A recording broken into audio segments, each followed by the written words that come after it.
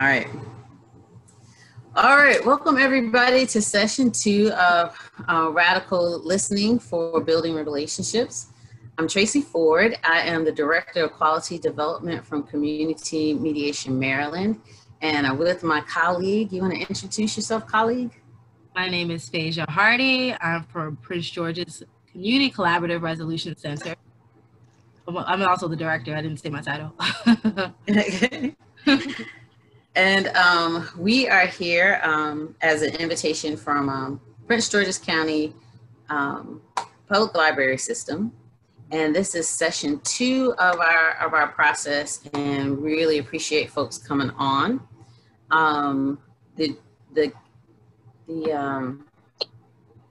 The agenda is in the chat, but I'm going to do a quick screen share so we can all look at it. I think that's it. And then we'll get out of screen share. So this is the agenda for today. Preview introduction, we're at that right now. And today for our gathering, you're going to say your name and your superpower. And remember, after you go, to pick the next person to go. And Phasia and I will try to help keep track of everybody who's gone and pass it along. Then we're going to do review of inclusive listening homework. So the homework assignment that that I passed out last time. I won't do the pass them up to the front of the room. We'll just talk about it out loud. And then from there, we're going to launch into, we've spent last session learning how to listen in this way that will support relationship building. And we're going to shift that to how to speak in a way that supports developing relationships. And then we're going to practice together, and I'm going to leave you some work to practice. And last time I felt like I had a great time with our Q&A last time. And so I want to make sure that I leave a good amount of time for that. And I don't want to be Zoom mean. So I will make, my name is Tracy. And my superpower is I am able to, with little to no materials, find activities for small kids to play. For an example, I had my grandkids one day, and they were wearing me out. I was on my last hill. I pulled out $1, I set it on the floor, and I was like, put one finger on the dollar, and the last one to keep their finger on there wins the dollar. That bought me 15 minutes of quiet. Excuse me, this is a question I meant to ask earlier. For folks who were not here last time, who was able to look at the video that Erica Bridgeford did on the equivalent of the first session for this? Is anybody able to see that? Okay. Nope. Okay. So just to get everybody caught up. So last session, we were working on this very particular way of listening to what people are saying. So last session was listening when it's hard. So what we are training our ears to do is, when folks are talking, to break everything they say into 3 parts. Can I get assistance for folks who were here last time? What are those 3 parts we're breaking everything down into? Feelings. Feelings, right, is one. Other Values. One, values, and last one? Topics, beautiful. So the feelings, like what is really going on with folks? Like what, how's it, what are they saying that they're feeling? Okay, and that's the important caveat. What are they saying that they're feeling? Not what we assume they would feel, or what we think they would feel, or what the obvious. One of my biggest things is one of my biggest pet peeves is people saying, "Well, obviously you." I'm like, I don't know how obvious that is. But we're working on with great humility, listening to what people are saying, their feelings, their values, and the topics are that they're saying, because what we're working towards listening to are big truths, what I call capital T truths, which are different from facts. A lot of times we're listening for facts, and the truth is there's only a few limited number of things that you can do with facts, right? What can you do with facts? F-A-C-T. Yes. What are facts good for? You can often prove them. Yeah, you can prove them, right? What else? Or you can disprove them. Right, you can Yeah. prove, you can disprove. You can say if they're true or they're not true, right? You can go on Google, you can put that statement in there and, you know, prove or disprove it, right? What else can you do with facts? Just repeat them. Just repeat it. Regurgitate them, right. Facts have collective power, though. That's why, as well. They can't hold power, right? They can't hold power. They seem to have gone out of vogue lately. But in terms of building relationships, this is Arlene Harrison, and I just want to say that facts also, there's a bias to when you hear what people say, well, I know because this was a fact. I can hear the same piece of information and I bring forward something different than what somebody else will bring forward. Right. So like I can say, well, she came sneaking in the house late at night, and trying to get past and ignore all of the rules of our household, right? And she could say, I was trying to be considerate of the fact that everybody was asleep. And so I was trying to come in quietly without waking everyone up because I knew that I was running late because of my car issues, right? So same situation, right? The facts are what this person came in, right? The things that we could debate on, late and slinking and, you know, what people's motivations were, right? So those things rarely support us in resolving conflict or building relationships, right? And this thing that I, you know, refer to frequently, they're not helpful in terms of collaborating, okay? And I'll say this until the end of my days, never in the history of ever has a fact ever resolved a conflict, right? Never has a fact resolved a conflict. And I said this I think I said this to you all last time. Like, and if you don't believe me, think about an argument that you had and you're like, oh, this person is missing this piece of information. They are missing this fact. They don't understand this very crucial piece of data. All I need to do is share my fact with them. And then this argument will end, right? That's what you think in your head. And so you proceed to share your fact, your F-A-C-T fact. And then you are shocked, surprised, and guffawed when you find out you are still in this argument. And why? Because your fact is not what y'all are arguing about, all right? And your fact will not bring you closer to a collaborative solution, all right? So, so while facts may be true, you know, I rarely put myself in a position of arguing on the truth of facts. Like there are people who make good money. Like any attorneys on the attorneys or people who do detective work or what have you, I let those people find out facts because they're much better at it than I am. What I do know is that there are certain truths that cannot be hidden, right? Even when people are lying, these truths rise to the top. And so the example that I shared, and I'll do my demonstration again, is even if somebody's lying, I come on to the Zoom, like, oh, I'm so sorry, I'm late. I just flew in from Paris, Paris, and I arrived in and no chauffeur to be found. I still don't know where this man is. And so I had to rent a car from LaGuardia to get here. And do you know they didn't have a single Mercedes? I had to get a Lexus. Anyway, I came here as fast as I can, and I still forgot to reset my Rolex on the way here. So again, my deepest apologies. I'm sorry that I'm late. Okay? So that's my story. Let's go for, let's suspend our judgment of my character.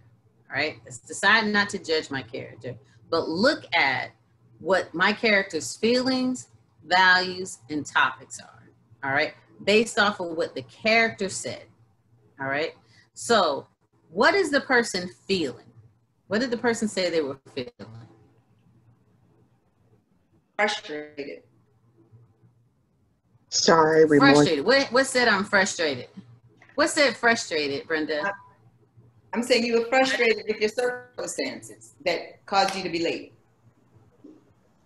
Right. Specifically, this chauffeur was nowhere to be found, right? Feeling stressed, frustrated. What else? What else was the character feeling? You couldn't get Say that, Kim? You could not get right. Frustrated because it couldn't get Mr. Right? So frustrated about the chauffeur, frustrated about the lack of Mercedes at the rental company, right? What else was the person feeling? Overwhelmed. Feeling inconvenienced by those things. Someone else is talking and I missed it. Overwhelmed. Overwhelmed. Where do you hear overwhelmed? Just the way that she's complaining about everything. She's, maybe not. I don't know. Yeah, I want to be careful with that because we might be. I didn't hear her specifically say overwhelmed, and I want us to practice kind of pulling a specific line, like how Brenda was like frustrated, came out of couldn't find the Mercedes and couldn't get the chauffeur, right? And so we want to be able to pull a specific line that says that feeling. So what was the other feeling? What did she start off by saying? Apologize. I'm sorry. So what's that feeling? Remorseful. Remorseful. Embarrassment. I think embarrassment is reading a little bit ahead, Janie, but I definitely would say remorseful and maybe even regret. Okay. Embarrassed might come down the pike a little bit later. All right. So she's feeling remorseful, she's feeling regret, and she's feeling frustrated, right? What's important to this character? According to what she said, not our judgment on her. What did she say was important to her? Timeliness. Say that again? Timeliness. Timeliness, right? Being on time is important to her. Why? Because what did she say? It seemed like all these obstacles had come up in her way. And I forget what the first thing she had said, something like, I don't remember the line. It made me think that she was like wanting to. She said, I'm sorry I'm late. Yeah. Right? Yeah, so right? That simple line. Right. So let's say she is lying. Let's say she is lying. Why would she choose to lie about that? Like, I'm sorry I'm late. Like, if she didn't care about timeliness, she could have come in, plopped herself down, turned on the screen and said, let's go. Right? And never thought to apologize or to come up with a lie about apology. But that she took the time to say anything, truth or lie, would mean that she's saying I'm sorry that I'm late. Timeliness is important to me. Okay? And she gave reasons, like she felt the need to explain, like it wasn't just like, I'm sorry I'm late. It was like this happened and that happened and that happened. So there seems to be a need to explain that if she is late, what was the cause? Okay. And then it's a value that if she lies or not, she still values that. She values timeliness, right? So, and then what is the topic? And so for folks who missed this last time, topic is like the most like very specific language that we're using here. And when we're talking about topics, we're talking about specific concrete things that people could potentially make plans about, right? So what are the transportation, right? And we get that how? What did she talk about that said transportation? She couldn't get the car she wanted. Couldn't get the car she wanted, no chauffeur, the car, planes, automobiles, all that stuff, right? So whether this person is telling the truth or not, right? We know that she feels remorseful because timeliness is important to her, and there's something going on around the topic of transportation. Okay? And so those are capital T truths that we can use to build upon collaboration, right? Because a lot of times, there are a lot of situations where people may not agree on what the facts are. I came in at 5. What do you mean I came in late? I came in at 9:30. You were here at 10 o'clock, Missy. right? And they can go back and forth about that, right? And like we're like, okay, so you're feeling misunderstood, mischaracterized, and for you, you're feeling deceived, and timeliness is important to you. So whatever it's experiencing, I can still retreat to the capital T truths to support them in building their relationship on collaboration for the future. All right? I can't do anything about what happened in the past, and neither can they, right? But we can make decisions about the future that would get the honesty and the timeliness and the understanding that we're looking for going forward. All right? Thoughts, questions, concerns about that? That was like 3 hours wrapped up in one. So, and in 10 minutes. So let's go over the assignment that I handed out. I'm going to do a screen share. So I'm not going to be able to see everybody's faces all at once, but.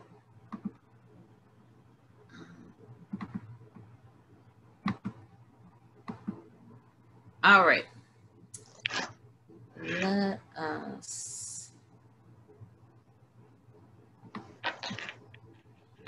Let me get, can I get somebody to read this here with gusto, with a flair for the theatrics, preferably out loud. I think everyone around here should be more responsible. I don't live here I don't live here alone, but when I come home, I'm the only person cleaning up the house. We live in a pig pen. Oh, do we live in a pig pen? Sorry about that. Okay. I work all day and still I have to come home and check homework, make dinner, and clean up. Oh, I don't use that word. I didn't mess up. My husband is a grown-ass man. His mama evidently didn't raise him right. But I'll be damned if my kids learn his bad habits. They're old enough to make themselves an easy dinner. They can certainly clean up after themselves too. But no, unless I come home and play the bad cop, nothing gets done. All right, thank you so much. I was trying to scroll and see who was reading. Who was reading for me? Arlene Harrison. Thank you, Arlene. Okay, can I get everybody to give Arlene snaps? She was so good. I had to lift my head up. I've lived through that. Okay. I was like responsible. All right. So here's what I want you to do. Share with us whatever you heard in there, feelings, values, and topics. And whatever you find, I need you to pull the specific line out of that vent that said that feeling, value, or topic. Now, here's a hint.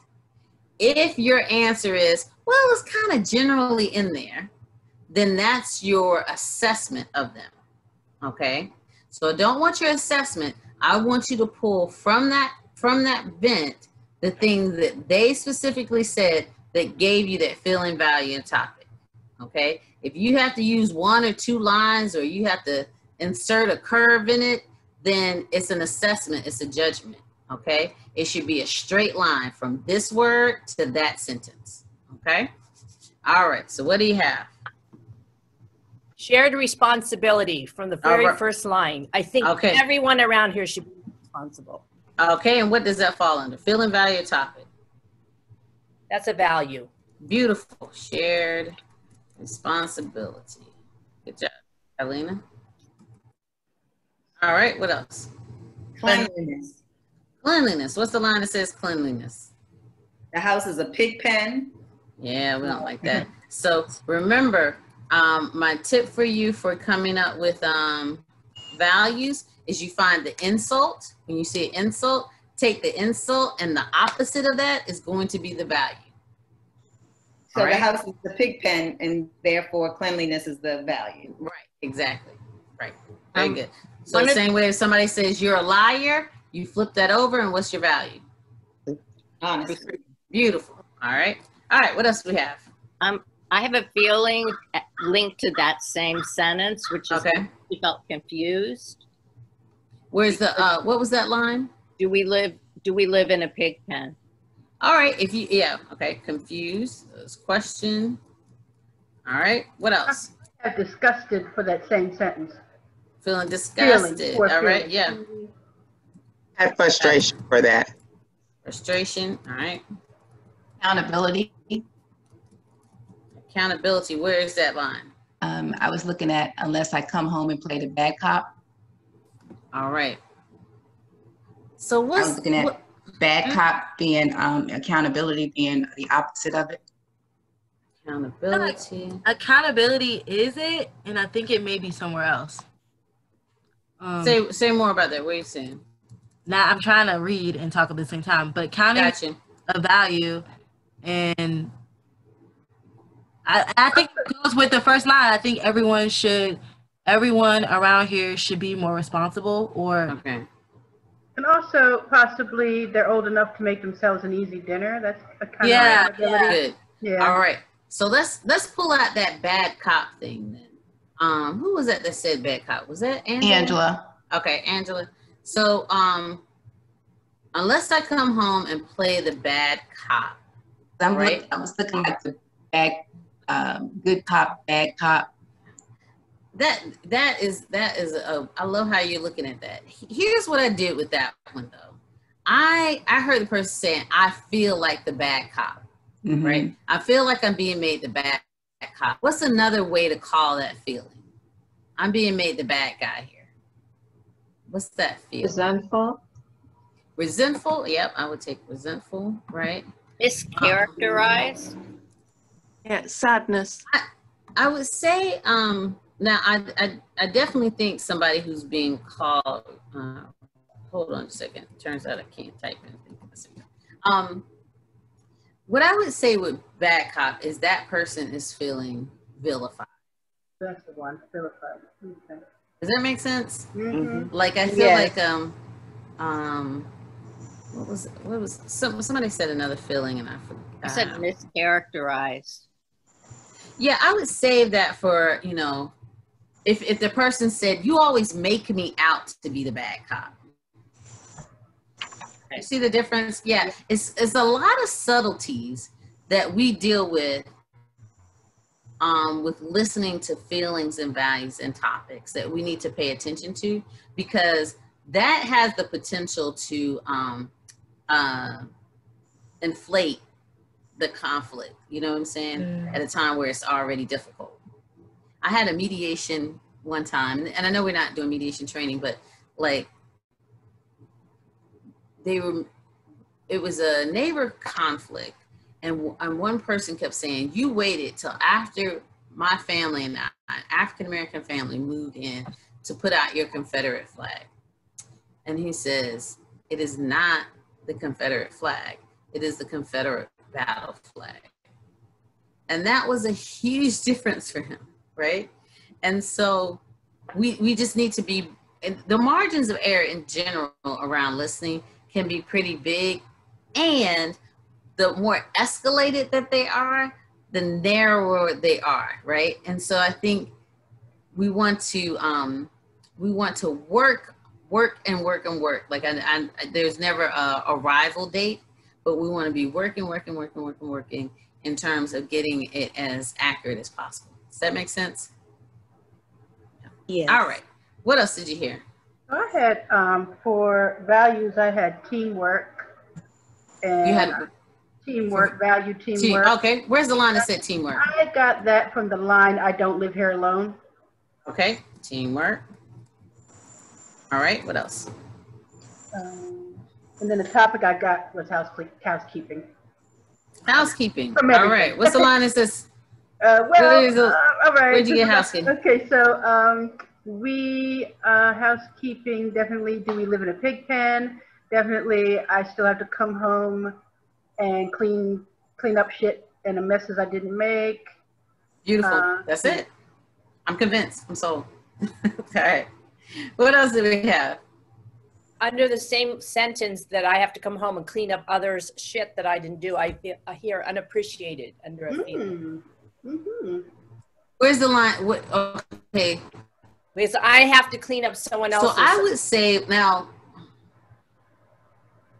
right. So if it was me, I definitely would feel unappreciated, right? But I would need them to say, like, I come home and I clean up everybody else's mess, and not one thank you. Now, you know, and matter of fact, not only do you not thank me, but you come in and you come back and mess it right back up, right? Okay. So they haven't asked for appreciation yet, right? I would want appreciation myself, but this person has not identified feeling unappreciated or looking for gratitude yet. There's a value. I would imagine that's coming down the pike. So wait for it. There's a value in that I don't quite know how to articulate, which has to do with teaching children values or child raising or. What's the line? What's the line you're looking at? Is, they're old enough. No, his mama evidently didn't raise him right, but I'll be damned if my kids learn his bad habits. Okay, what did folks do with that one? Responsible parenting, I have. Okay. I had competency. You had what? Competency. Competency. I had family as a value. Yeah, gummit. It's bad enough I got a spell and I got that squiggly line. Telling everybody I don't know how to spell. All right. Responsible parenting.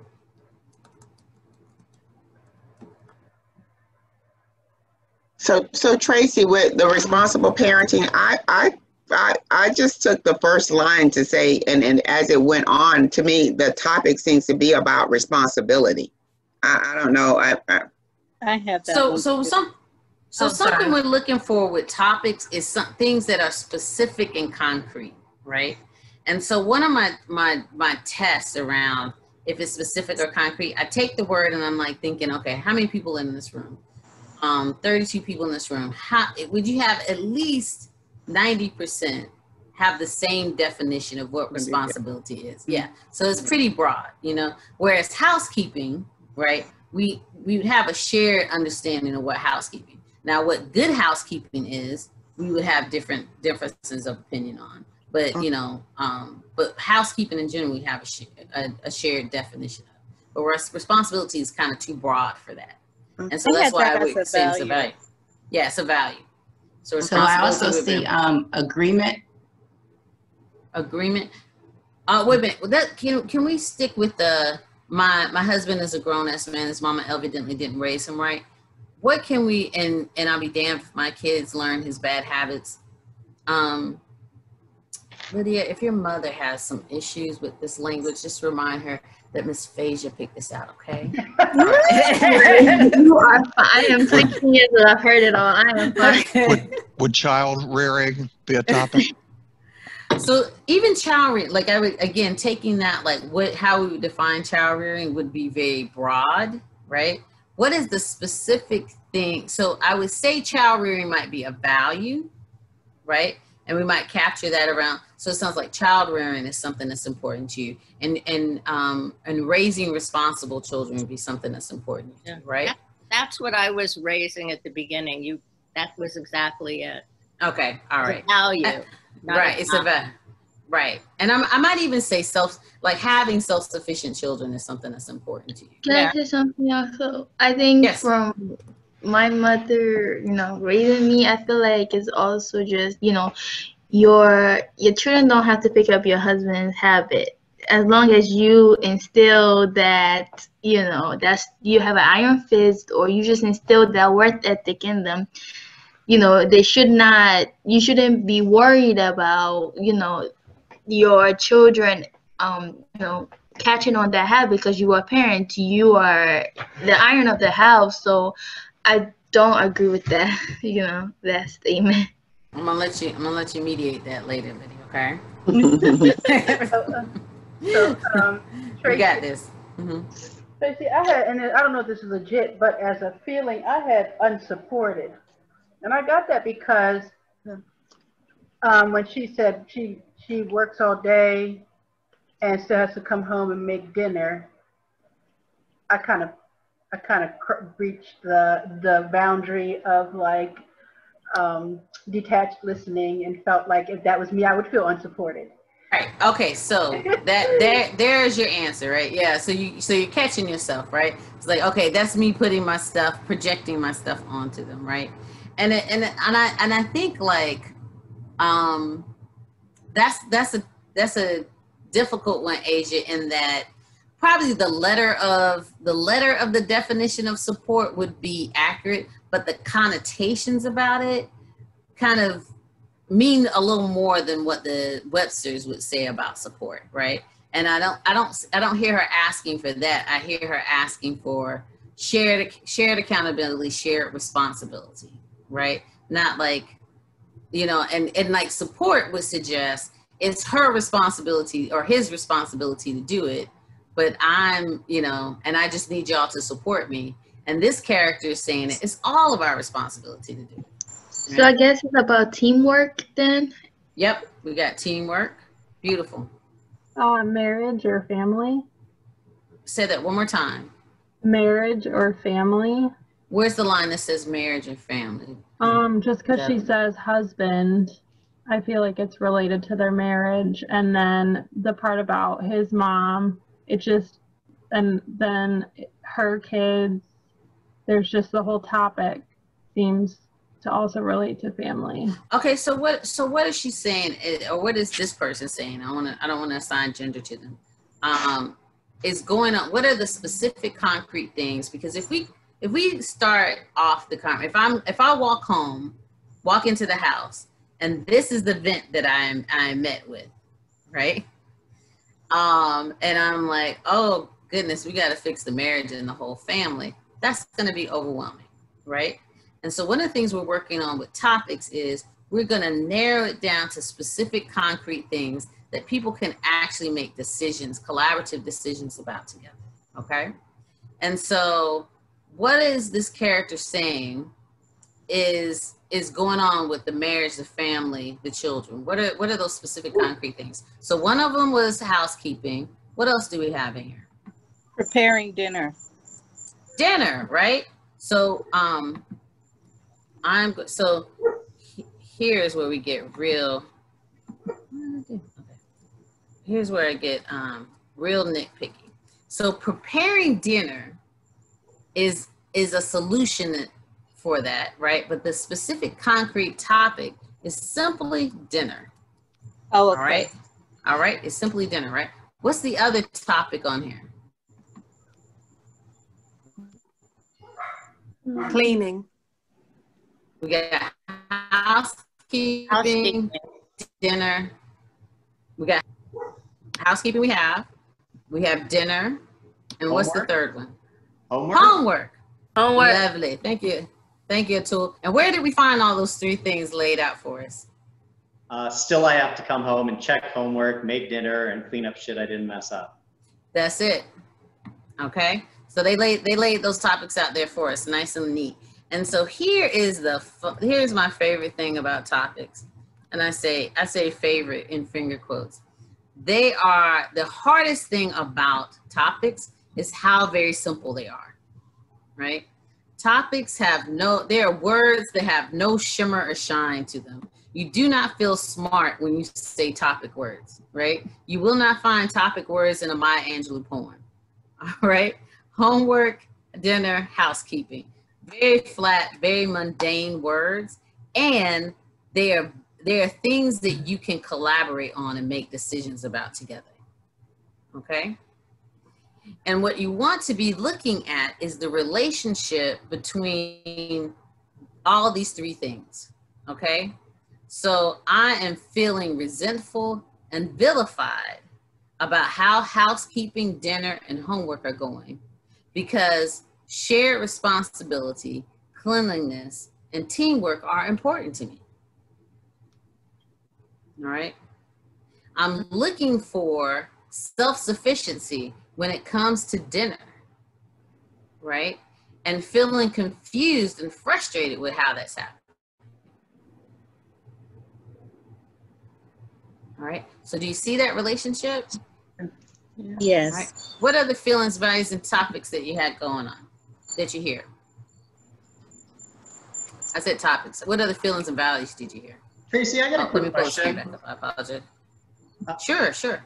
If there's like, I'm thinking of this more in the context of a mediation, but like, for example, let's say, you know, like that sentence in there where it says his mama evidently didn't raise him right, you know? So that's like, that sentence is really kind of interesting because I feel like there's so much there that could help explain what's going on. And yet to take that sentence in isolation and kind of be like, you know, where does that fit? It doesn't quite fit anywhere, but it's clearly a very powerful driver for her in terms of this judgment against, like, his mama did, like, how do you know it wasn't his dad? Or there's so much there. Right.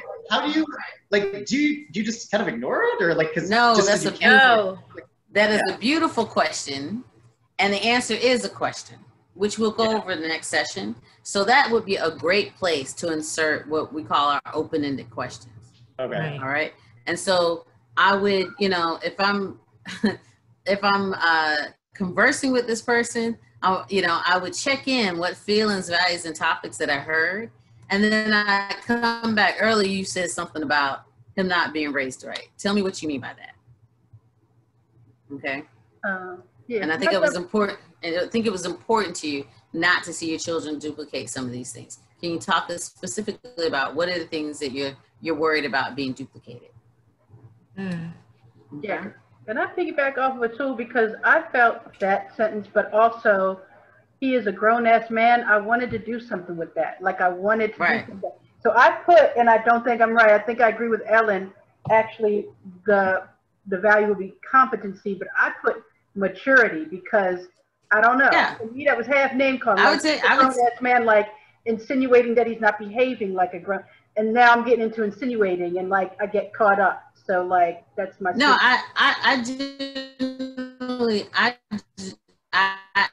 I like competency, and I usually ascribe maturity to that as well, right? Okay.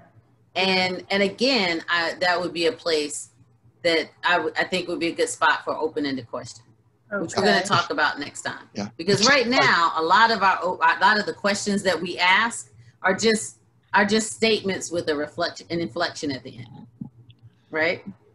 So are you going to clean up? It's like, we're really saying you got to clean up, right? So we're gonna work next session. We're gonna work on how to bring this inclusive listening with open-ended questions together to open up a collaborative dialogue with folks to help build our relationship, right? And I'll tell you, to this day, I have to let people who interacted with me for a while, for some time, know that my questions are genuinely questions, right? That if I'm asking it, I am not trying to slip a statement or, anything in there, that I'm genuinely asking questions, because a lot of times the questions that are being asked are really to direct people in a specific way, or they're being made a statement. And so what we want to, the cultural shift that we want to make is to have questions genuinely be questions. Okay? Tracy, can I say something? Be questions and not go on a fact-finding mission. Yeah. As to why they said that. Right. Yeah. So we'll be working on how to ask questions and how to hold a position prepared to be surprised. Okay. Can I add one thing? We're gonna let people tell us who they are. Yes, Jan. Yeah, something I don't think I've been covered enough in my reading is the bad cop comment, because I feel that she's been slightly betrayed because she doesn't want to be a bad cop. Maybe she wants to be in that scenario where they can all relax together with the rest of the family, but she has to be the bad one. She wants to come home and enjoy relaxing and not do housekeeping, not do anything, but she feels betrayed because she wants to be in the position of the family, just relaxing, but she needs to be the bad cop. So she's responsible for them doing the stuff that she also wants to do. Well, what if Jan, she's not looking to relax? She could also be saying, I'm here and I'm distracted. I come home, doing his homework, making dinner and cleaning up stuff. And you know I'm trying to prepare for this triathlon, right? And all this stuff is a distraction from me preparing for the triathlon. Or, you know I'm trying to get ready for my medical boards, and I've got a lot of studying to do, right? So we want to be cautious. So the thing that we were talking about last time is how to, I'm working on this thing. Erica Bridgeport is working with me on this thing on where I look into this camera, because on my screen, Jan, you are over here, right? But for you to feel like I'm looking at you, it would be better if I looked right here. But I don't like looking right here, but I'm gonna do it because I want you to feel heard, Jan. So the thing that that we talked about last time is we want to be cautious about listening ahead of what the person has said, right?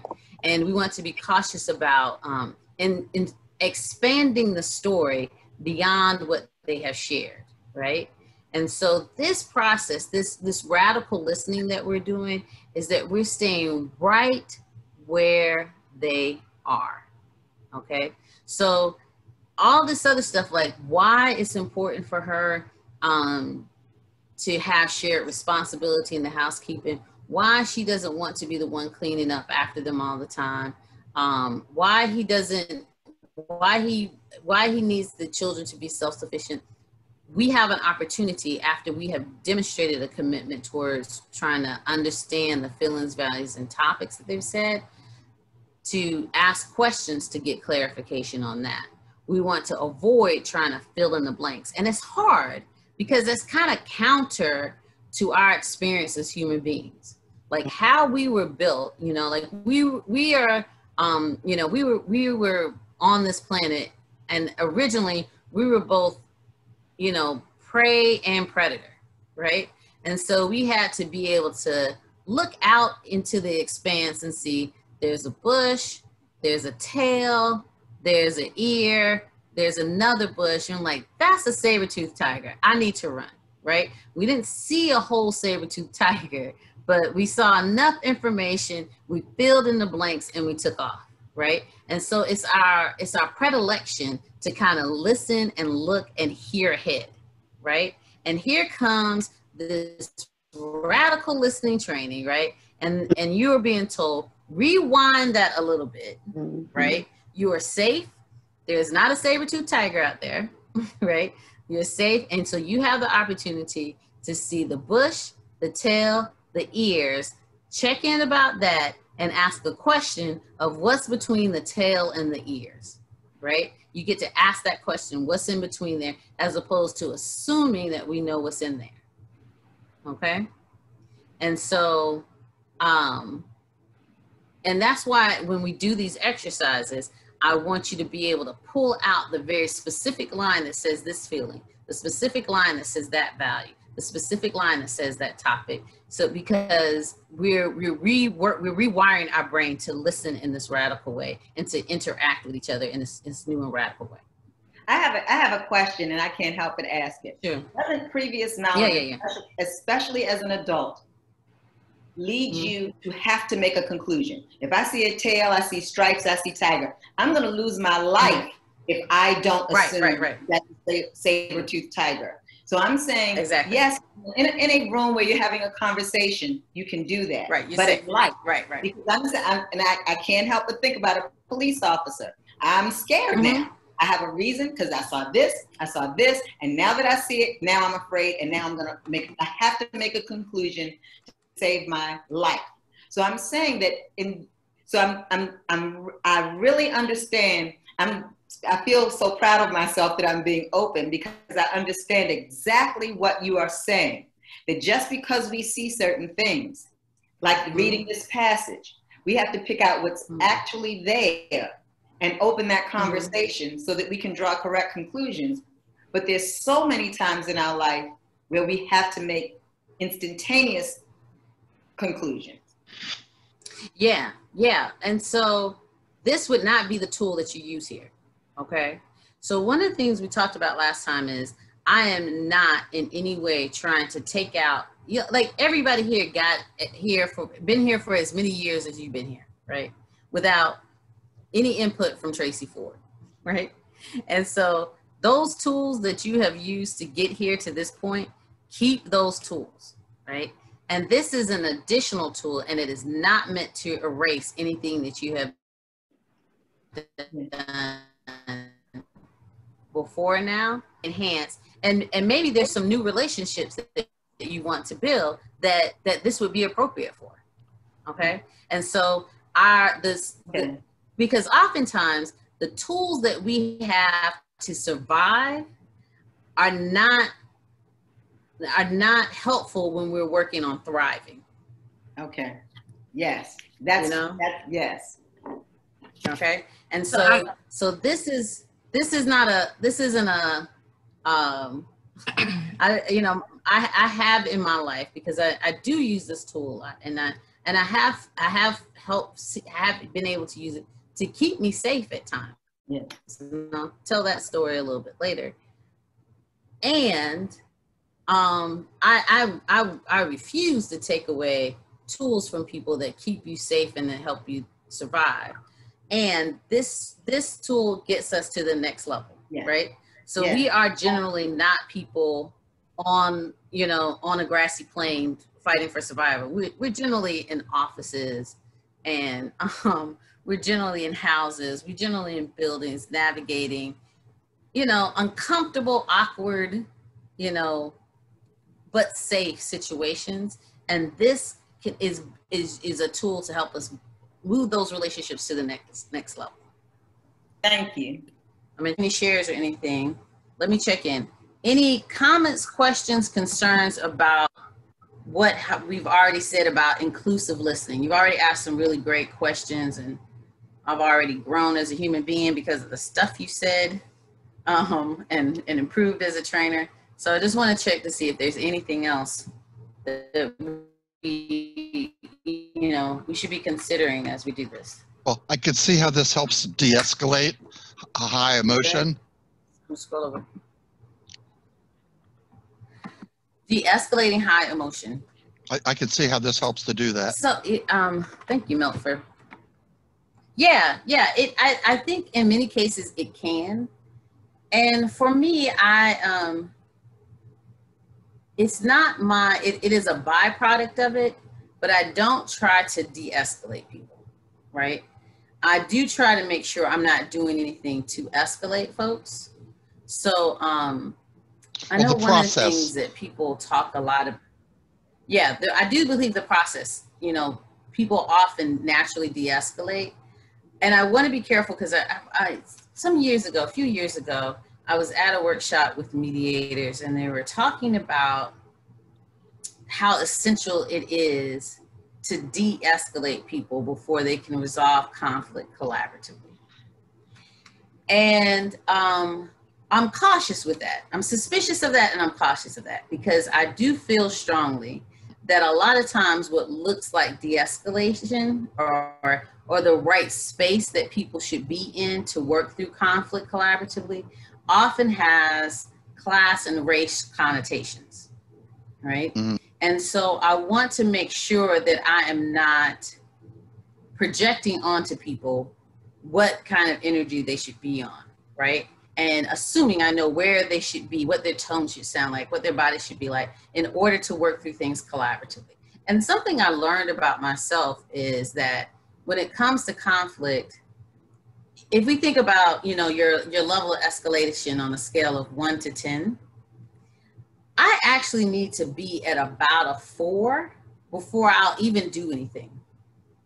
If I'm at a 1, 2, or 3, I am more protective of kind of like my peaceful space than I am interested in getting in and working through stuff collaboratively. At 4, I'm getting a little hot in the collar. I'm getting uncomfortable, and it's I need to say something, right? 9, I start to black out, and I don't have English words to say anymore, right?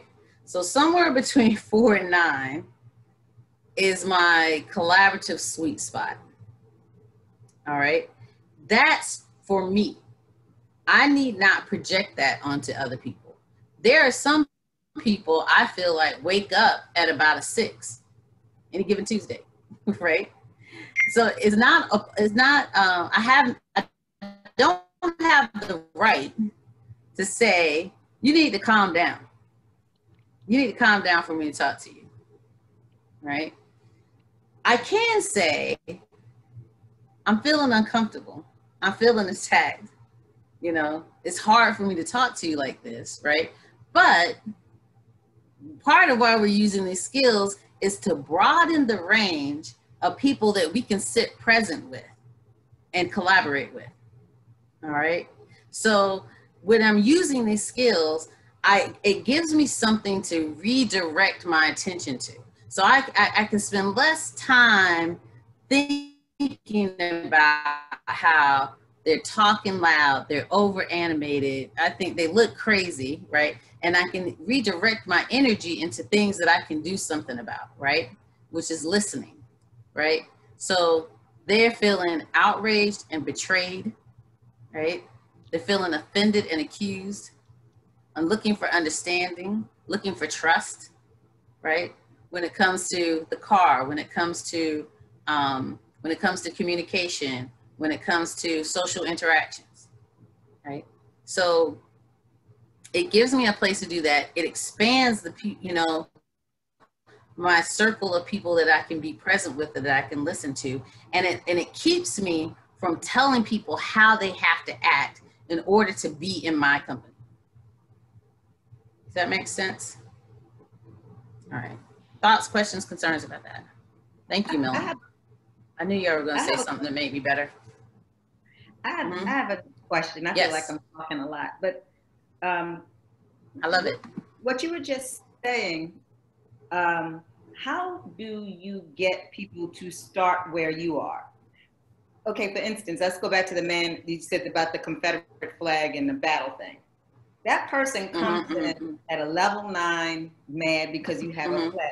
How are there words that you say in a mediation that at least get people in the frame of mind such that they can try to listen to one another, such that they can take that edge off so that they can receive information from someone?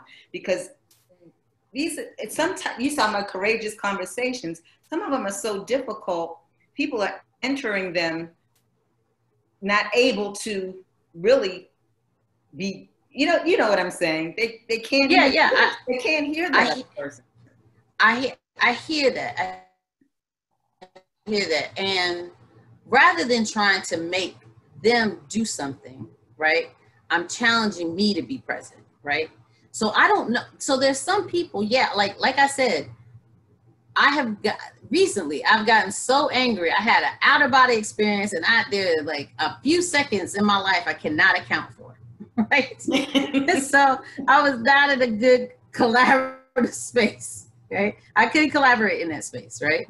There are some people who are accustomed, they're accustomed and they're comfortable being at a 9 or 10, right? And they can still hear at a 9 or 10. So I don't want to assume for everyone that is a place where they can't collaborate, right? And even if it is a place where you cannot get into collaboration, I can still run a collaborative process knowing that just generally physically, we're not able to stay at 9 and 10 for like long periods of time. You know what I'm saying? We'll stroke out first. So we're built to kind of naturally de-escalate. And if I stay present with listening, right? I'm working on listening, and because they can stay escalated, and I can challenge myself not to escalate, right? And I could, so it would have been amazing if somebody said to me, I think I'm hearing that you're feeling accused and mischaracterized, right? I'm looking for some honesty and integrity to be exemplified here, right?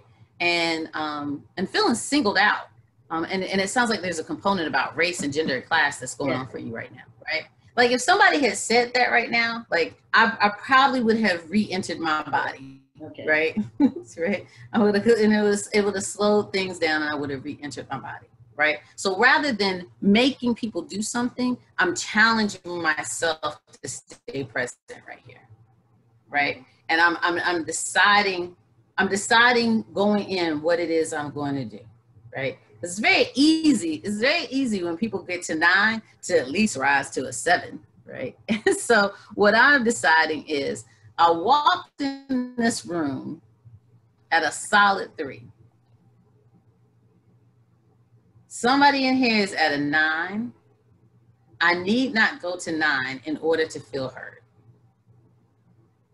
I can still stay me, and I can still interact, and I can invite people to come, you know, down to a 5 or 6, or they can stay at a 9, but I'm still challenging myself. I'm still challenging myself to stay present with this person.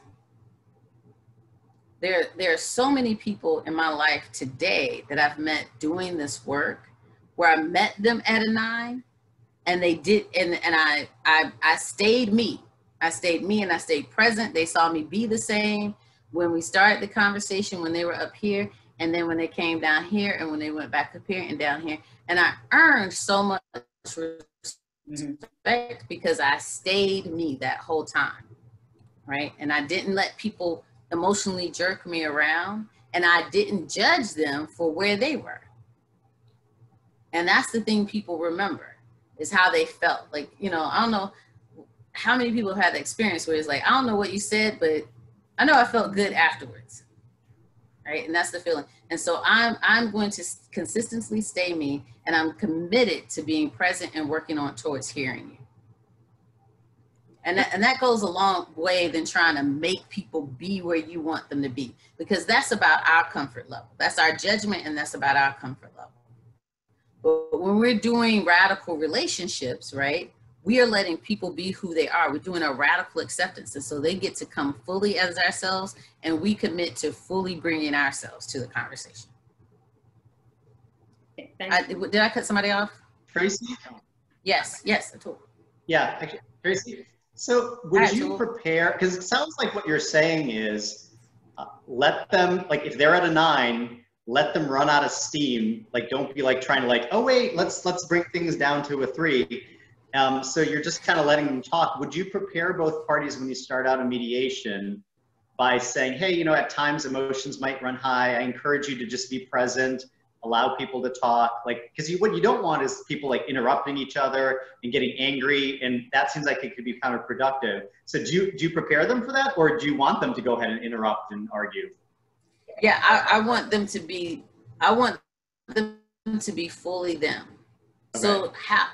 So okay, this is a sidebar. So I want to make sure we're distinguishing between the radical relationships that we're building and how we would conduct ourselves as mediators. So as a mediator, I do not interrupt the conversation. However they do their relationship with each other, they woke up that morning and they chose their relationship, and this is how they've been doing the relationship, right?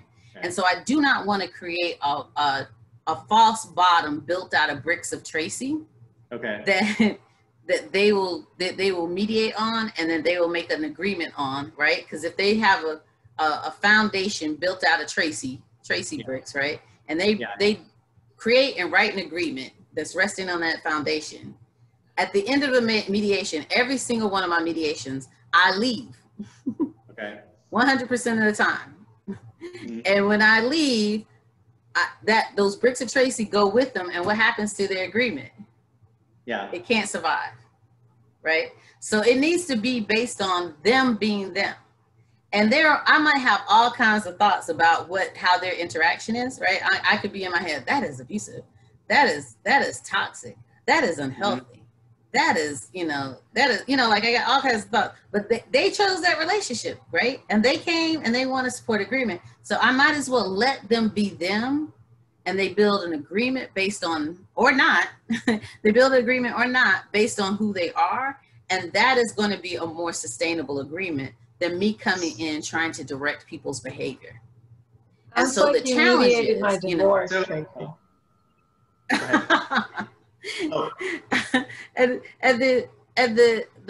and so the challenge for us, right, is to uninvite our judgments, our opinions, and our assessments to the conversation. That's the thing we're doing over and over again, right? So what I'm trying to understand, because I think I'm almost like comparing this with like you've got these people that clearly the relationship isn't working, and they've come to a mediator for help. And so it's kind of like people going to a therapist or something like that, and they're like, look, we have our normal relationship, it's clearly not working, and we don't know how to make it work. So I'm trying to understand with a mediation, clearly they've come to a mediator because their normal relationship isn't working well. And they do want some help from us. And so the question is how do you balance letting them be who they are with the fact that they've actually come to us for some assistance? Right. So, okay, so I'm gonna deal with the mediator component of this and remind us, we're talking about not their relationships, but our relationships, right? Okay. So when people come to the mediation, I have a process, right? And I direct people through the process, you know, and a good chunk of that is listening, but I also have tools to make sure I understand the topics, I get the context of the topics with their feelings and values, and I'll do a brainstorm for them, right? In my home, I'm a person who lives in community. And so over the course of my life, I've had over 50 housemates. And so these are strategies that I use in my home, because when you have had over 50 people in and out of your home and your life, you know, it's not, this is no longer abstract, right?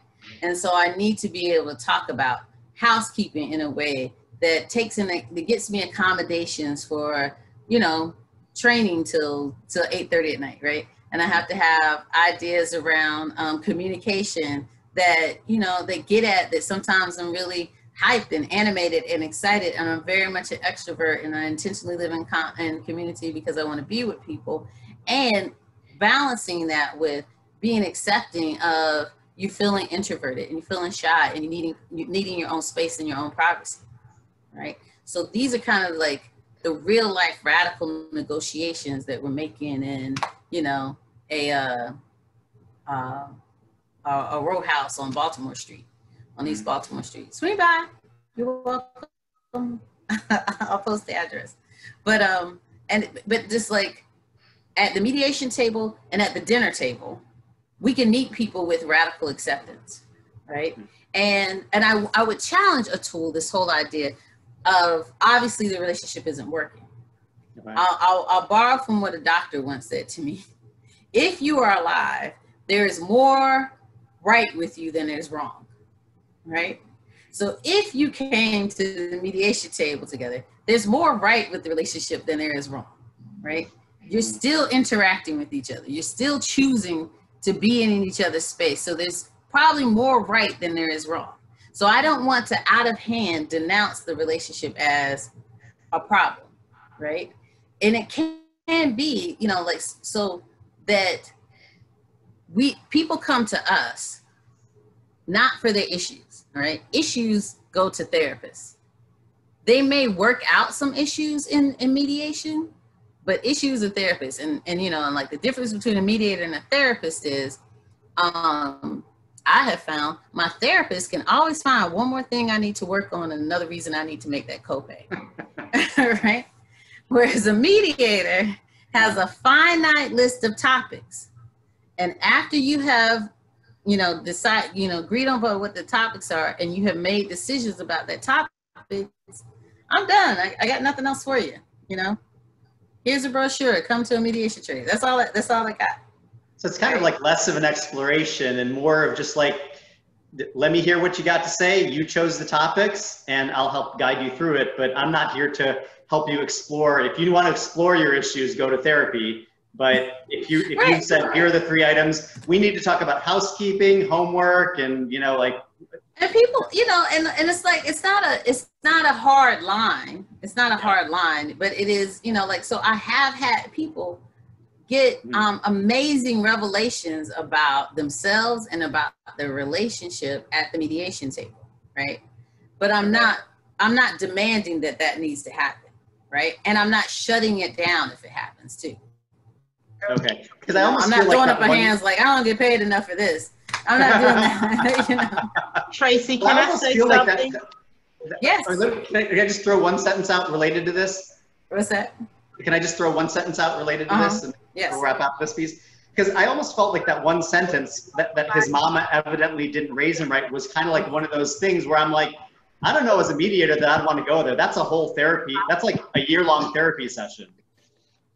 Or it's just, it could be just as simple as, I mean, can you believe it? This man doesn't even put the top on the toothpaste when he finishes it. Okay. It could be as simple as that. So it could be centuries of decades of garbage to unload, but it can be very simple too. Okay, got it. Thank you. Sheila, what were you gonna say? I actually had a mediation recently, and my concern was they don't need mediation, they need therapy, but identifying the topics and what was important to them, pushed through so that they could resolve their issues. And it's a thin line between therapy and mediation, and I'm glad with your coaching that I pushed through, because anything that is a conflict can be mediated. Thank you. And I would say that let us not, we've gotten to this kind of weird space in the US where there's a lot more access to mental health resources and tools and what have you. But we get to this place where we want people to be good and 100% healed before they start any other project, before they become a parent, before they get this job, before they become a teacher, before they go to mediation, right? And you can be solidly messed up and still collaborate, okay? Mediation can be for, you can come and you can make decisions about that. You can use mediation to figure out if you want to do therapy, and if you want to do therapy, what would be the process for that, and how do you navigate it, right?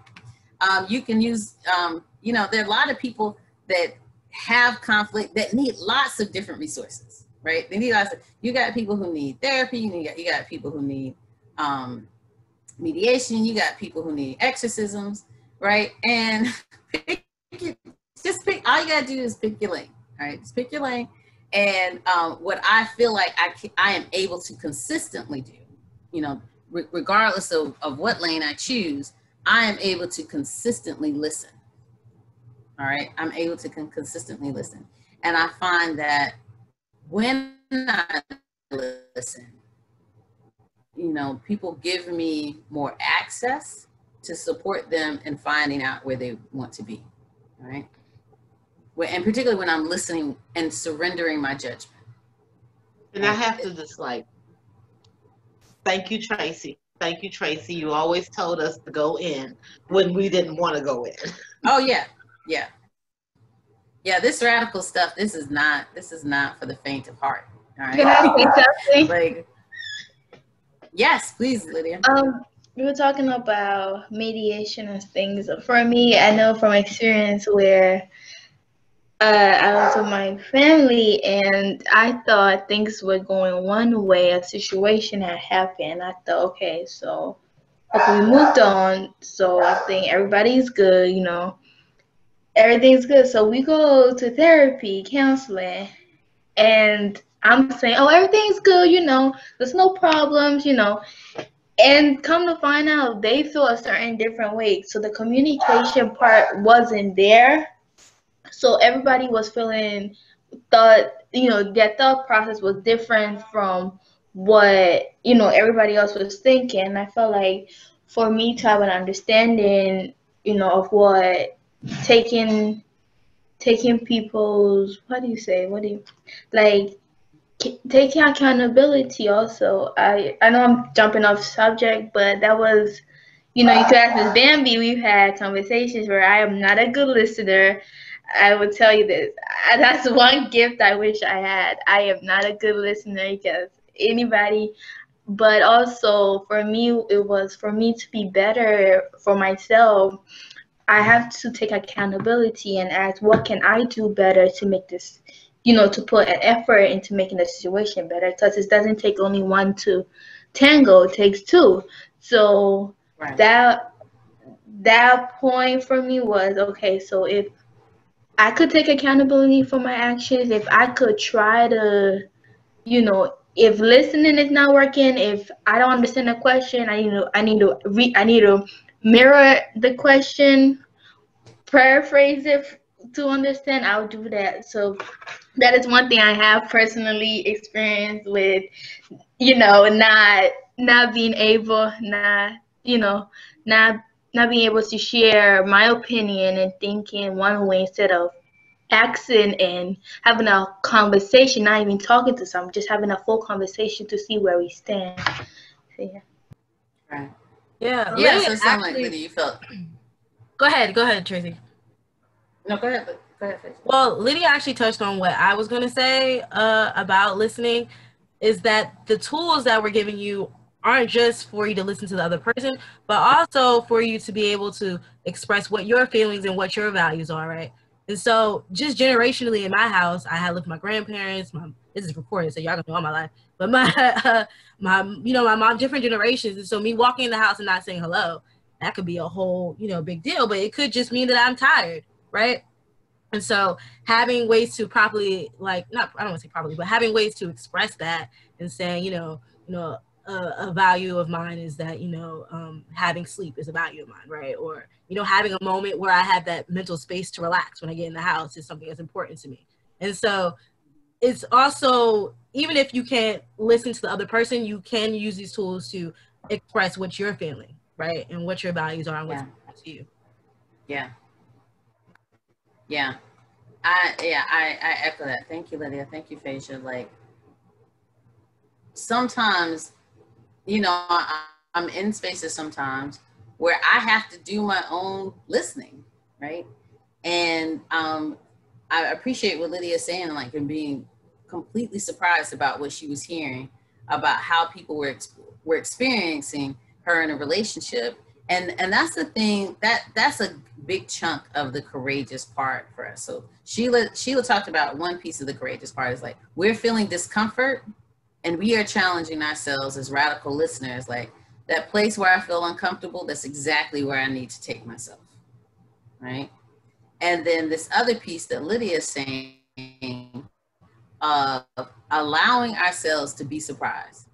We go in and we believe and we think one thing, and then there's this other piece where, the other person is having a completely different experience in the relationship. And we need to engage great humility. I say that a lot because I feel like it's a value that has suffered a lot recently. And I want to encourage it being thoroughly injected into our society again. So with great humility, meaning maybe I was wrong. Maybe you're right. Maybe maybe there's some other possibility I didn't know of, right? With great humility, listen to this very different experience that people are having. All right. And to me, that is the radical part. That is the courageous part of this work. Going in where we feel uncomfortable and then being willing to hear something very different than what we thought. All right. All right. Tracy, could I jump in real quick? Can you speak a little bit on the difference between reflecting what someone, or I should say mirroring what someone has said, and pulling out the feelings and values and reflecting that back to them, as far as the possible receptiveness of the person that you're talking to? I know that both things are used as a technique, or both techniques are used in conversation. Mirroring or just saying what they've said, kind of paraphrasing what they've said back to them as a means of letting a person know that they've heard them, that they've been heard. Can you say more about the difference between that technique and pulling out feelings and values as a technique? I'm gonna have to drop my head now, Asia, because I cannot. I'm not familiar with I've heard the term mirroring before, but I'm not familiar with it, and I've not been trained in it, nor can I train folks in it. Wait, so I actually took this class this summer, so I did learn what mirroring is. if you don't mind. Mirroring is basically, you know, basically you, how do I explain this? Basically, it's basically just saying what the person has told you. So for exact words, what the person says, just to make sure you understand and just to make sure the person hears what they said, so that there's no confusion. If I explained it right. That's correct. Yeah.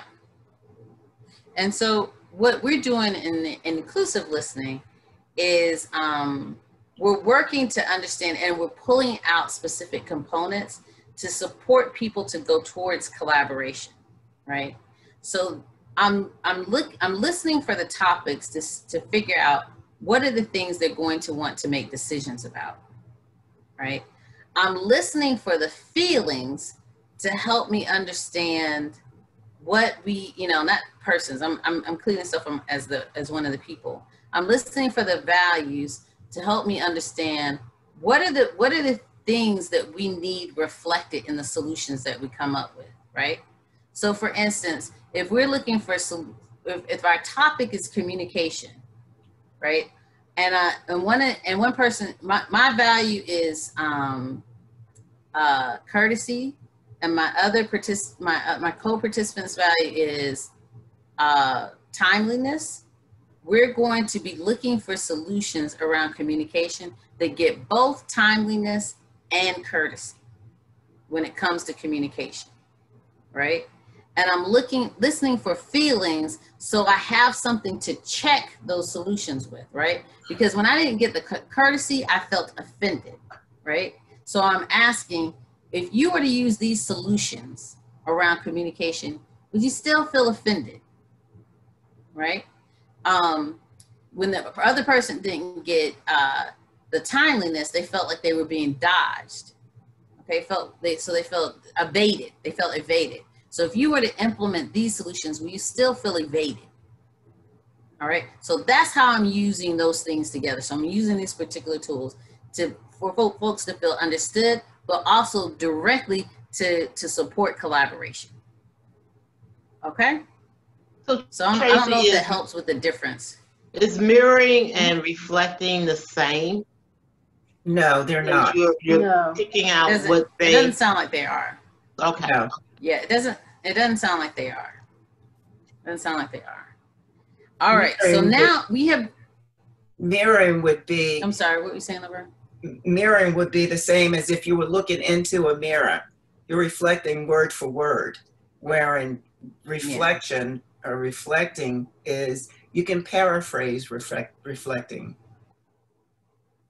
That can also be paraphrase, but it's also like that very, very a specific way, again, to pull out these things that support the collaboration. All right. If I can get, so we talked about how we listen. I want to talk about how we're going to talk now.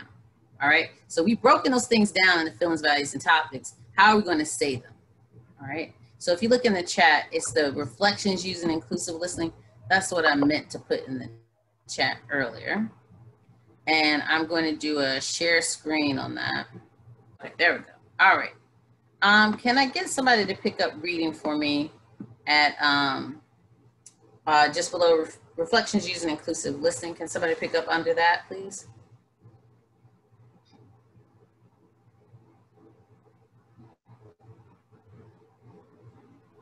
It is important to reflect. It is important to reflect throughout the mediation process when you hear a vent and you identify feelings, values, or topics that can be reflected. Let your speaker finish. Distant phrase. Goal: to distance self from issues, to leave room for clarification, to set the tone for working towards understanding. Examples. What I think I'm hearing you say is, it sounds like, so is it? You want me to continue? Continue. All right. So let's talk about, nope, start right there for me. Thank you so much. I appreciate it, Bambi. No, stop. Oh, can you hear me? Okay. So what's the very first thing we're going to do? Can y'all hear me? Wait for the speaker to finish. Yes, they can hear you. All right, thank you, Maria. Thank you, Maria. All right, we're gonna let the speaker finish. Why are we doing that? So we can get understanding of what's being said, I guess. I mean. Yeah, we want to know what they're talking about, right? Right? We're engaged in a conversation with them. Might as well hear what they're talking about, right? And what other purpose what can be a byproduct of letting the speakers finish? Topic, feeling, values. Well, we are listening for topic, feelings, and values, right? But how does that feel for you when somebody lets you finish talking? Heard. You feel heard. You feel like you're getting everything off your chest. Right? Yeah, they're letting it get off your chest, right? Sometimes and a lot of times people can start off in a conflict and they are like on 10. And if you just give them a chance to say everything they have to say, a lot of times they will just kind of naturally de-escalate. I feel like it's also about compromising also. You know, I want to talk some more about that in a little bit, Lydia, like this concept of compromising versus collaboration. And we're going to talk about that in a little bit.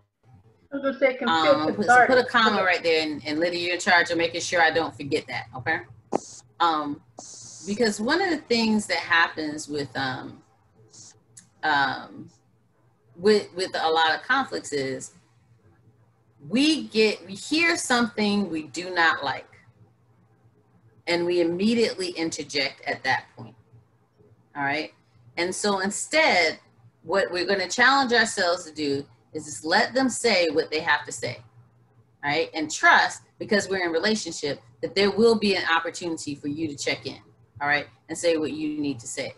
If you're listening and you hear something you don't like and you interject right then, you have shifted from a collaborative process with, from a radical process and a collaborative process to what we've been doing, all right? What we've been doing is compete. You say something, I don't like it, I say something, then you say something about what I say, then I say something about what you said, right? And we keep going like that, and we never hear all that's going on for the person, right? So I may miss this person say, it pisses me off that you have my children and that you're the one that's taking care of them.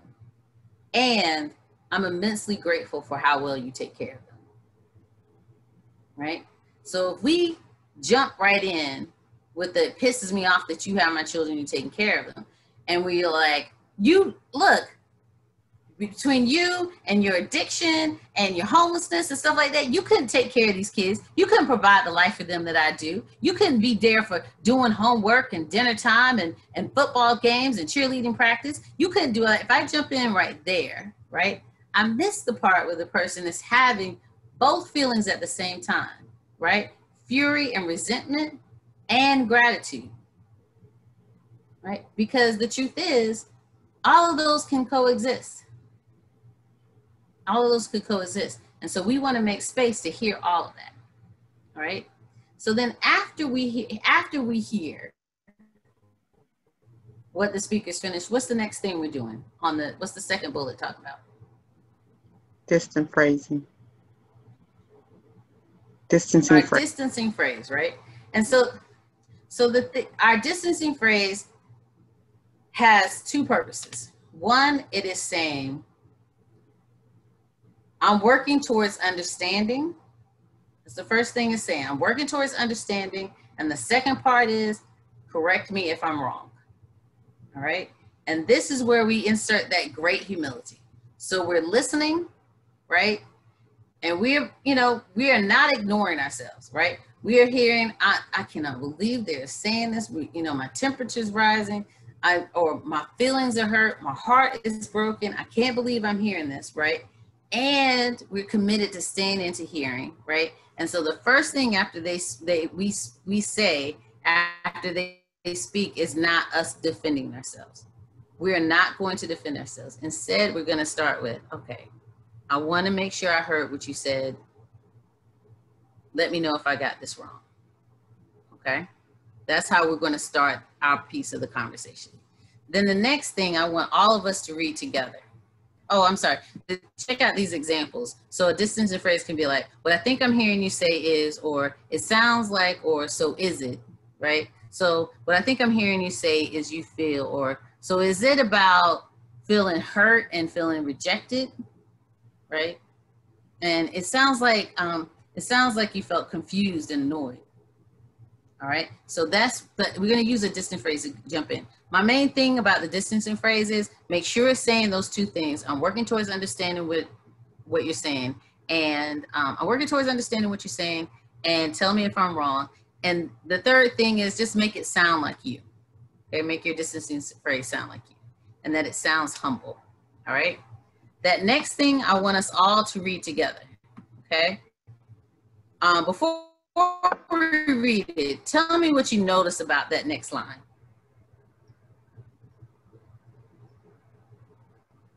It's a question. This line right here. No, right here. Where we at? Oh, say back. This line right here. What do you notice about that? Yeah, that one, that say back line. What do you notice about that? It's reflective. But it's okay, it's reflective.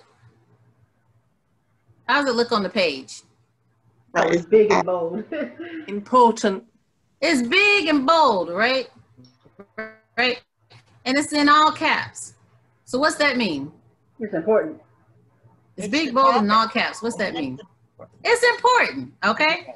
It's important, right? It's important to us. So I want you to read this thing. We're all going to read it together at the same time. That's going to be a colossal mess on Zoom, but we're going to do it anyway because it's important, all right?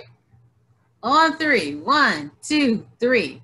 Say back. I'm by myself. Why are you using feelings, values, and topics. All right. That was a mess. That was a mess, right? But it's important, so we had to do it. We had to do it like that.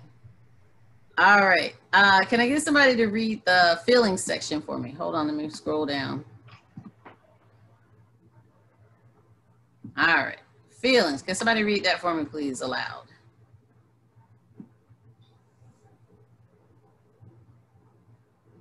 Feelings are emotion words reflecting the degree of intensity participants express. Reflecting feelings make people feel heard and valued. People validated. Validated, I'm sorry. Heard it, yeah. People repeat themselves when they don't feel heard. If people are repeating themselves, try saying back a feeling. Keep going. Mm-hmm. Okay. How to do it? A feeling reflection would be, it sounds like you're saying that you feel alone in doing the housework. Caution. It sounds like you feel that is usually an indication that you are about to repeat the position rather than give a feeling. For example, it sounds like you feel that he leaves you to do all the housework by yourself is a restatement of the position. Warning, I understand how you feel is not the same as using feeling words. It often makes people angrier as they try to explain to you that you could not possibly understand. It also expresses your opinion. Also, how does that make you feel can feel patronizing? Okay. So I think a lot of times it's the feelings and reflections that people are most anxious about capturing, right? Folks can feel very vulnerable with that, and you want to capture the feelings accurately, right? You want to do a good job of listening. And so a lot of times, if anybody was ever going to start, like you can go in courageously. And if I ever see anybody kind of retreat, it's this area around feelings. And so less courageous feeling words out there, I think, are stuff like frustrated, upset, concerned, agitated, annoyed. Why am I calling those less courageous words? They're mundane. They're not digging deep. They're not really digging deep. Like, yeah, they're probably frustrated, upset, and concerned, right? What else?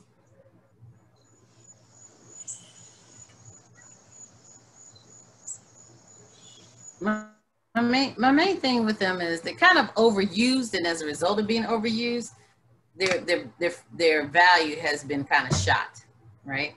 And so to go in and say, I think if I understand right, you're feeling betrayed by me, or are you saying that that you're feeling hurt by how communication happened, or feeling hurt by how I communicated? Do I understand that you're feeling heartbroken and disappointed about what the relationship looks like? Okay, so those are some more courageous words, and that's and if it's not that serious, don't go there. For this section, the first thing that comes to mind for me, and probably is something that a lot of people don't like, is the response that I'm sorry you feel that way. That's what comes to mind, and that's a hot one. You know what I mean? And so I'm telling you right. It's hot. I want to fight. Just think about it. Right. When people say that, it's hard to make them, hard to put, convey to them why that's not helpful. So if you have any good ideas on, constructive ways to explain this phenomenon statement, I believe that sometimes people really are not being disingenuous, and sometimes they are being disingenuous, and that's part of the problem. However, and so it's a showstopper sometimes. So part of why we started doing this and asking people to try out this radical style of listening and communicating and building relationships is so that we can be in charge of how we are doing. All right. So, and I'm going to answer your question, Adrian, but I also want to make sure that we aren't trying to change other people, but we're doing the very radical thing of changing our language. All right. And so we're trying to weed out violence in our language, because the truth is violence is a language. Violence communicates stuff to folks. And if we're saying we want people to be safe, if we're saying we don't want violence, then we have to put something in its place. If violence in the language and we're taking away violence, we have to put something in its place. And this is the tool that we're offering in its place, right? And part of this tool is this radical acceptance is I have to accept that sometimes people communicate in a way that I don't like, right? And the thing about this particular tool is it's highly contagious. And in my experience is that when I use it frequently, and I do, people around me start using this language as well.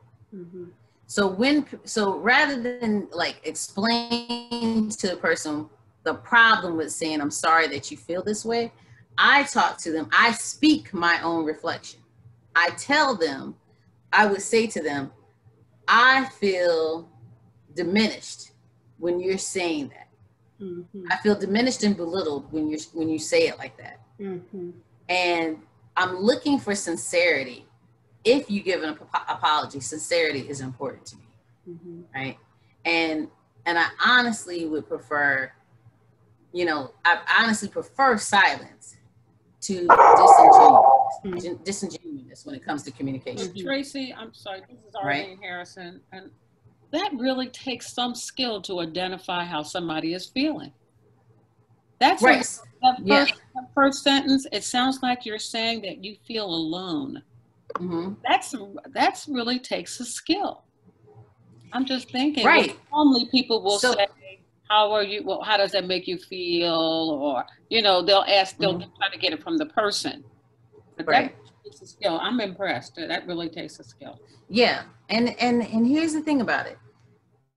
It's like if I gave you 3 lessons on French, and then I dropped you in the French countryside, how would that go?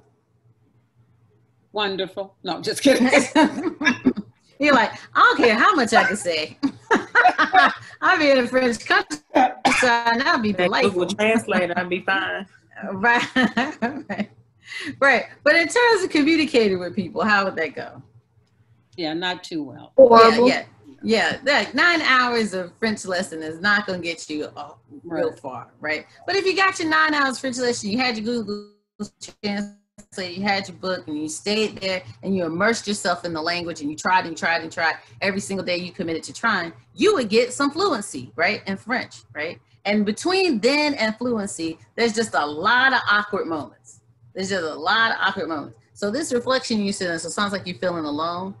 Yeah, that's somebody who's fluent in these reflections using inclusive listening. So you're going to shoot for that, and you are going to just right now at this very minute, you are going to forgive yourself when you are not able to say that right away. Okay, and you know that is on the horizon. You're going to get there, and you're going to keep working. But I just encourage you, I challenge you to let yourself feel weird and awkward when you're first learning this new language. Right. One of my favorite classes before I met you all, one of my favorite classes before this one was a group of young men I worked with at the detention center. And I loved them because they would do their reflections. They would have their feelings of value sheets before them. And this is how they would do their reflections. They would say, so it sounds like you feel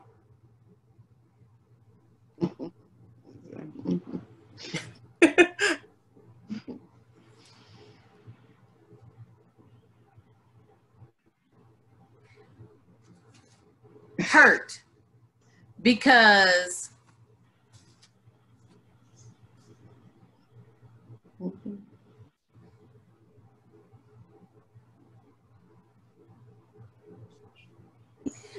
honesty is important to you. Is that right? Right? And that's how their first reflections, the first couple of days, that's how all their reflections started. And they just let themselves be awkward. They had no sense of embarrassment about it or discomfort about it being awkward at all. And so by the fourth day of their training, it was easy peasy for them, right?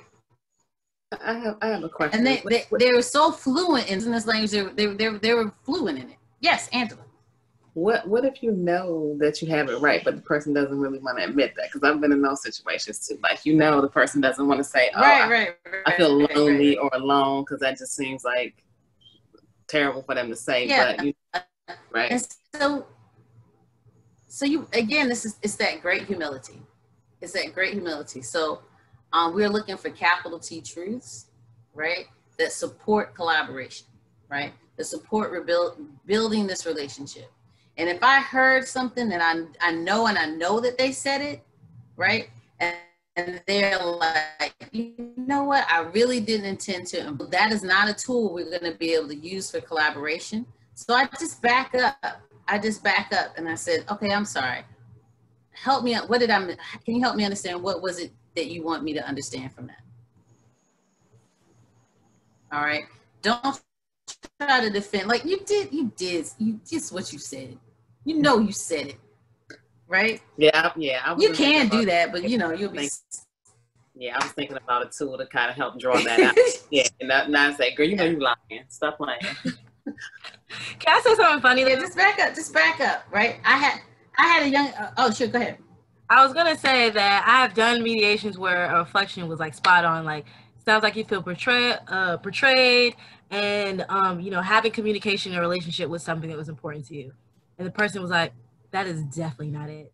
And then later on in the conversation, you portrayed me, and it's because we don't have communication that, like, they'll say those words just like coming from another person. It wasn't natural enough, Right. Exactly. Yeah. And they just weren't, like when you said it, it got real, right? When you said it, it got real, and they weren't ready for it. And then later, right? After you demonstrated a commitment to listening and understanding without judgment, they felt safer, and they were like, you know what? You were right. They're not going to say you were right, but they but they demonstrated you were right, you know. But we have to surrender. Like, what did they say? Do you want to be right or do you want to be happy? Right? Do you want to build this relationship, you know, or do you want the points for capturing feelings, values, and topics accurately?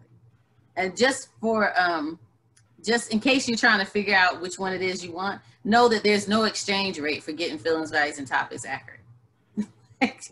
you can't cash that in anywhere, right? So I would suggest invest in a relationship instead. All right. So we talked a little bit about feelings. Let's go into topics. Can I get somebody to read? Hold on, let me scroll.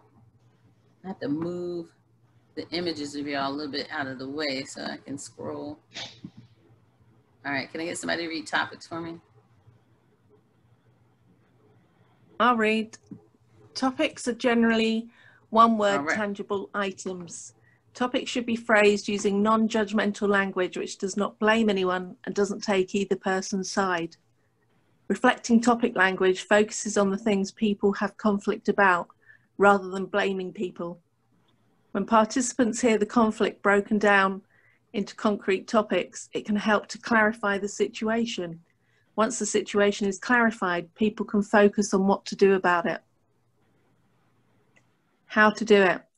I think I'm hearing you say that one of the topics you'd like to work on here is housekeeping, is a topic reflection. Also language like, it sounds like, is a topic you'd like to discuss. Throw housekeeping, Maria, in every blank space. Oh, housekeeping. Okay. So it sounds like housekeeping is a topic you'd like to discuss. Or it sounds like one of the things you are all talking about is housekeeping. Helps to clarify the situation. Right, without suggesting that people are being forced to make plans about these things. Caution. Be careful that when you reflect topics, you do not restate positions. It sounds like the topic is that she doesn't clean up after herself, is a restatement of the position. Warning.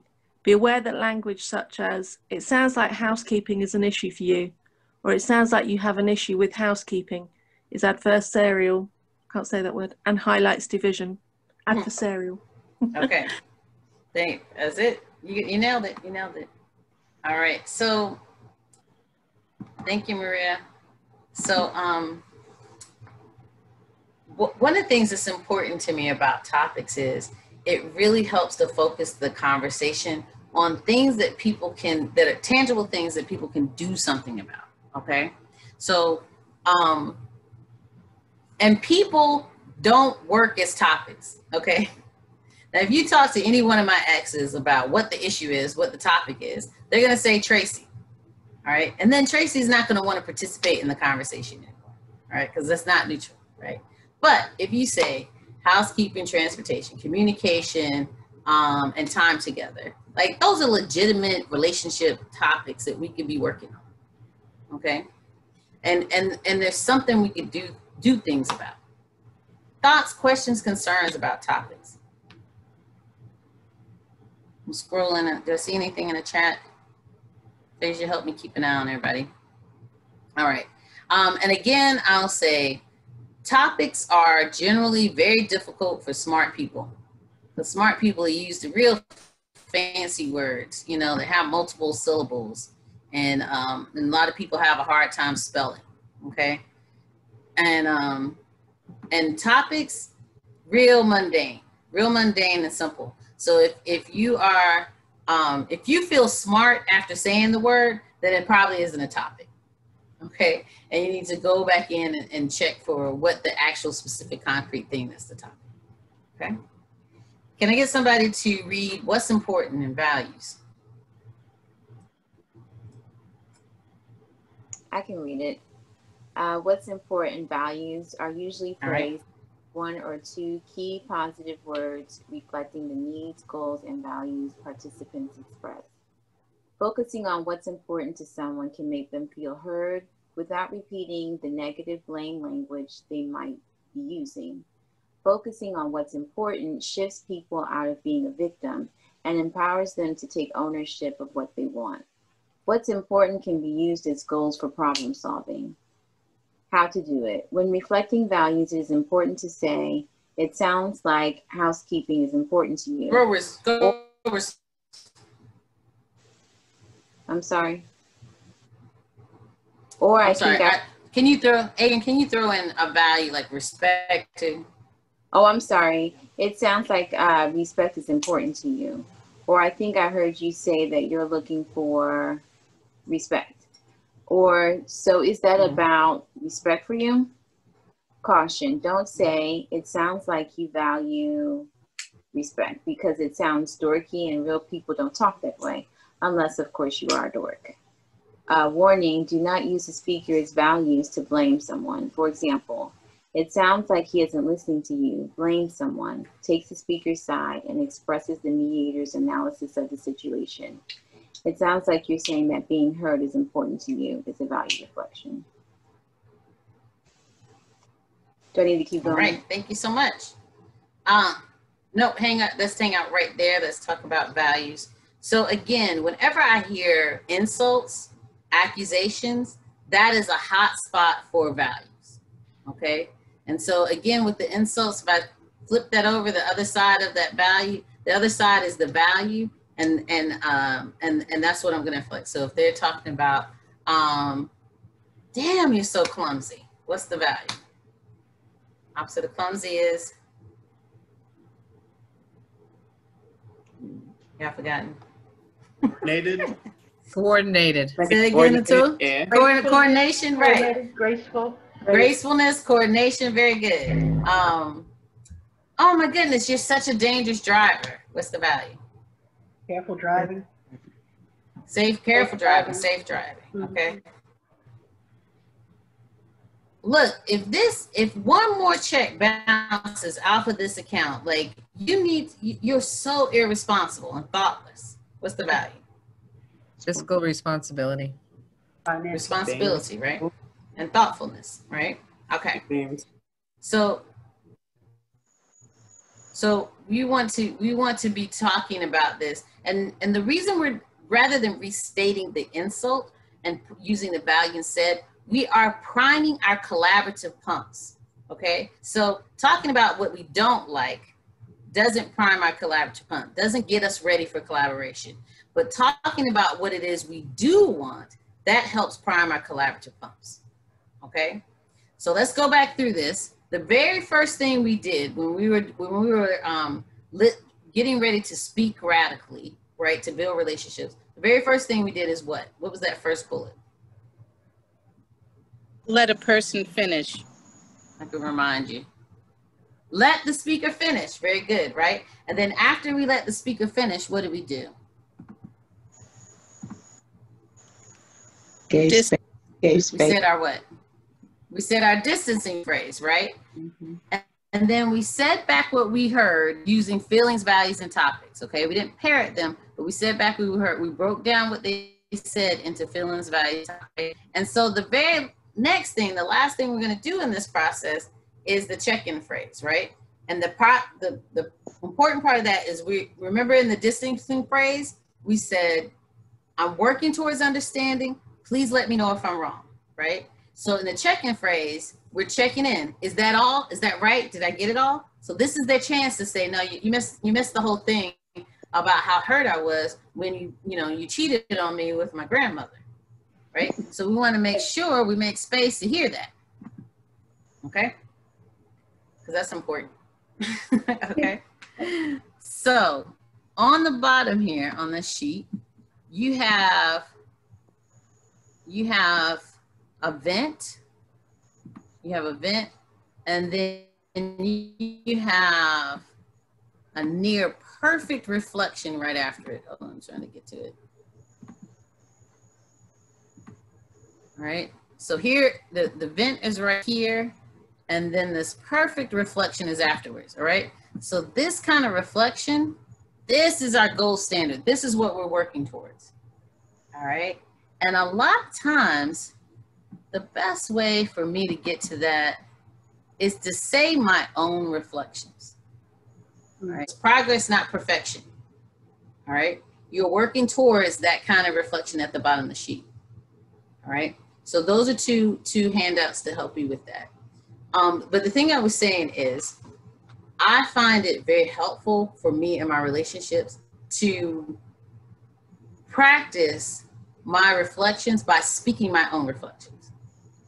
So it's really easy to jump in. What we've been doing is we jump in and we tell the other person what they have been doing, why they are wrong, and the several pieces of scientific information that prove that they're wrong, right? And a couple of passages in the Bibles that back that up, right? And instead, what we're going to do is we are going to be radically vulnerable and humble. And we're going to start with saying our feelings, values, and topics about what has been going on. All right.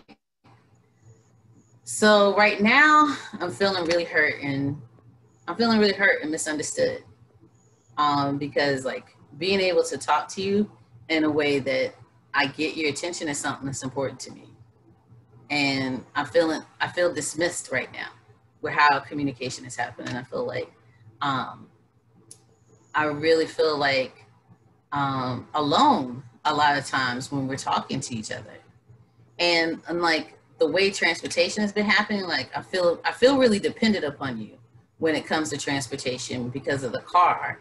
And yesterday I felt like stranded and not considered.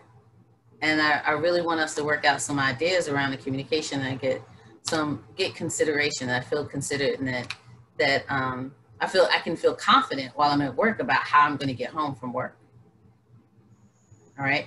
And that's very different from, how we have been having the conversation. You never listen to me and I can't count on you for anything. Right. That's a very different conversation. Right. And it's an invitation. It's more of an invitation to figure this out. Right. And it's less of a pronouncement, I feel like a lot of thank you, Brenda. A lot of our conversations now, we have, the talk shows have armed us with how to analyze people. I feel like I have a minor in psychology from Dr. Phil and Oprah, and I can spot a personality disorder a mile away in the fog. And so, and I want to say, like, you clearly have borderline personality disorder. I can tell by the way that you're doing this black and white thinking and the way that you shut down and the way that, this kind of manicness that you have in the conversation, right? And that is, this whole posture, everybody wants to engage with that, right? Everybody's looking for my armchair analysis about the kind of person they are, right? No, nobody wants that. Nobody wants, I always tell people I'm a few degrees short of my medical degree. Few points short of my medical degree. And so instead I can talk about the thing that I actually am an expert in, and that's like what's going on in this shell of my body, right? And I am feeling hurt, I am feeling betrayed, I am feeling abandoned, right? I do value, predictability, I do value consistency. I am looking for, accountability. Right? And I do need us to work on communication and transportation. And it doesn't have to be this huge, big thing where we need to overhaul our whole relationship. And I have to deal with, my mommy issues and you have to deal with your daddy issues. You know what I'm saying? We could just be kind of regular and work out communication and transportation. Thoughts, questions, concerns about that? There's a lot of vulnerability that comes with expressing, feelings about how you're feeling, about how things are going versus just, so I'm just curious how you work with people to get to that point of being able to express themselves in a way that may feel that they're being vulnerable. Well, in terms of building relationships, like this is the radical part. I go first. You know what I'm saying? If I'm asking for us to divest from violence, if I'm asking us to divest from, things that I feel like aren't serving us as a human being, I'm saying I'm going to go first. And so I challenge myself taught this way first. I challenged myself to, put my heart on my sleeve first. Now I can't do that as a mediator, but as a human being in relationship with people, I go first. And so I'll be the first to say, I really regret how I showed up that day. And I feel really sorry about how I talked to you. And also, I just wanted to touch up on compromising. Forgot to. Oh, thank you, Lydia. So compromising versus collaborate. So when we're compromising, what are we doing? Giving up something. Or something. We're giving up something, right? I think it's basically both parties coming into a conclusion about the situation. So, one agreement, one understanding about the situation. So there's a piece of it like trying to understand, but a lot of when we're saying compromising is, I'll give up a little something so I can get something. Right? I'll give a little and you give a little, and then you'll get something and I'll get something. Right? And so the thing that my worry about it, and sometimes that's all we have the time and energy for. And so I'm not mad when people go to a compromise, right? Like sometimes that's all you have the time and energy for. And if we are building our capacity to collaborate, if we're building our ability to listen in this radical way, right, and speak in this radical way, then our ability to collaborate will be stronger and will be faster, right? And so these strategies are created to build our collaborative stamina. All right. So with collaboration, you get all of what you want to need, and I get all of what I want to need. All right. So it's different from compromise in that I get some of what I want to need. You get some of what you want to need. And here it is an all situation, right? And it takes more time. It takes more time. And a lot of times people are like, "Well, Tracy, I don't have time for all of that." Okay, well, practice it. Again, progress, not perfection. And our ability to collaborate will increase, and we'll be able to do it more and more and more and more. Thank you, Lydia. Appreciate it. Other thoughts, questions, concerns? Tracy, what if, yes. What if not topic, but what if the problem that you want to collaborate on is one of those more things that are more difficult than a mundane topic? Yeah. So what if we're talking about, the neighbors who were talking about that Confederate battle flag, and there are components around race and gender going on, right?